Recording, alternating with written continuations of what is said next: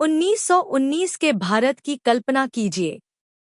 प्रथम विश्व युद्ध अभी अभी समाप्त हुआ है। 13 लाख से ज्यादा भारतीय सैनिकों ने सुधारों और ज्यादा आजादी के वादे के साथ ब्रिटिश साम्राज्य के लिए लड़ाई लड़ी। लेकिन कृतज्ञता के बजाय अंग्रेजों ने भारत को और जीरे दी। उस कानून को 1919 का रॉलेट एक्ट कहा गया। आइए देखें कि भारतीयों ने इसे काला कानून क्यों कहा। रॉलेट एक्ट की विशेषताएं। रॉलेट एक्ट ने अंग्रेजों को असाधारण शक्तियां प्रदान की। किसी भी भारतीय को बिना मुकदमे के 2 साल तक की जेल हो सकती थी। अदालत में अपील करने का कोई अधिकार नहीं। प्रेस पर सेंसरशिप लगा दी गई। शांतिपूर्ण सभाओं पर प्रतिबंध लगा दिया गया। मोतीलाल नेहरू और एनी बेसेंट जैसे उदारवादी नेताओं ने भी इसे अन्यायपूर्ण बताया। क्या आप अपने देश में ऐसे कानूनों को स्वीकार करते? रॉलेट एक्ट के अन्याय के खिलाफ गांधी जी ने हथियार नहीं उठाए। उन्होंने सत्य और अहिंसा का मार्ग प्रशस्त किया। उन्होंने सत्याग्रह का आह्वान किया, न्याय के लिए एक शांतिपूर्ण संघर्ष।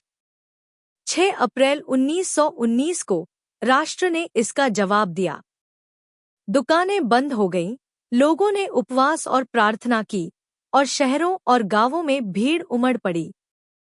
हिंदू, मुस्लिम, सिख, पुरुष और महिलाएं कंधे से कंधा मिलाकर खड़े हुए, यह साबित करते हुए कि भारत की ताकत एकता में है। उस दृश्य की कल्पना कीजिए।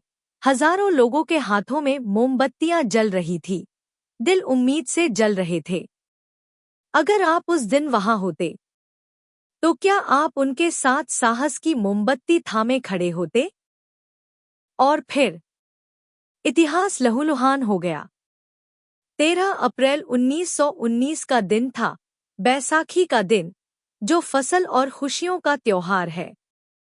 हजारों लोग, परिवार, किसान, व्यापारी, बच्चे अमृतसर के जलियांवाला बाग में जमा थे, इस बात से अनजान कि कर्फ्यू लगा दिया गया है। अचानक जनरल डायर 50 हथियारबंद सैनिकों के साथ आ धमका। उन्होंने एकमात्र संकरा रास्ता बंद कर दिया और बिना किसी चेतावनी के उन्होंने गोलियां चला दी। 10 मिनट तक फंसी हुई भीड़ पर गोलियां बरसती रहीं।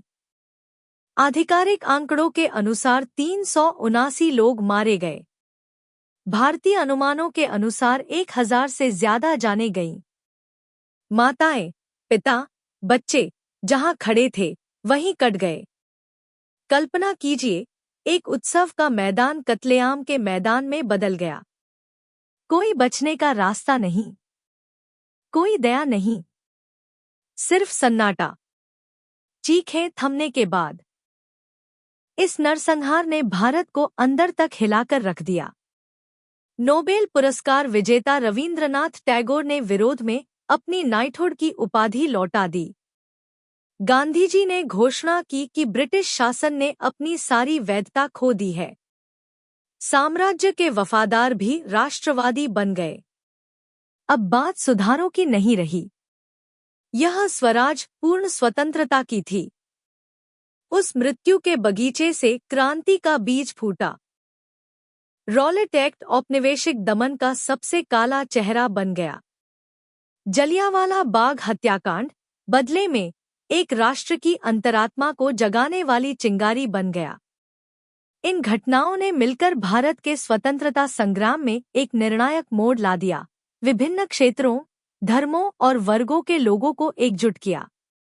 इन्होंने गांधी जी को एक जन आंदोलन के नेता के रूप में बदल दिया और सुधारों की मांग को पूर्ण स्वतंत्रता की मांग में बदल दिया।